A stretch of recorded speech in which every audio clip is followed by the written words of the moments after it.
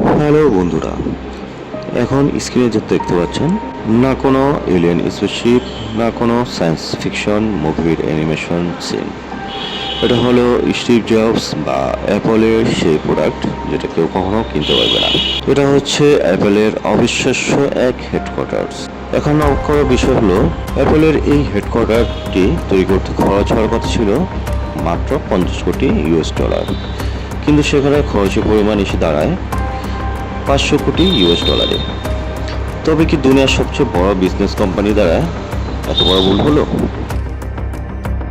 স্বাভাবিকভাবেই ব্যাপারটা শুনতে খুব অস্বাভাবিক মনে হবে, তাই না? তবে এই অ্যাপল পার্কে কিন্তু অনেক ইন্টারেস্টিং জিনিসও লুকিয়ে রয়েছে। অ্যাপলের এই হেডকোয়ার্টারটি 40টি ফুটবল মাঠের সমান, যেটাকে আপনি একটা হাইটেক ফিউচারিস্টিক সিটিও বলতে পারেন, কারণ জীবনধারণের জন্য এখানে প্রায় সকল জিনিসই বিদ্যমান রয়েছে, যেমন খাবারের জন্য ক্যাফেটেরিয়া, সুস্বাস্থ্যের জন্য জিম, মেডিকেল ইমার্জেন্সি ইত্যাদি। সবচেয়ে বড় ইন্টারেস্টিং ব্যাপার হচ্ছে এই হেডকোয়ার্টারটি মাটির উপরে নয়, তাই যে কোনো বড় ধরনের ভূমিকম্পেরও আশঙ্কা নেই। এমনকি এমন বড় একটি প্রজেক্ট সম্পূর্ণ নবায়নযোগ্য সোলার সিস্টেম দ্বারা পরিচালিত। 12 মাসের মধ্যে 9 মাসেই না কোনো এসির প্রয়োজন রয়েছে, না কোনো হিটারের প্রয়োজন রয়েছে।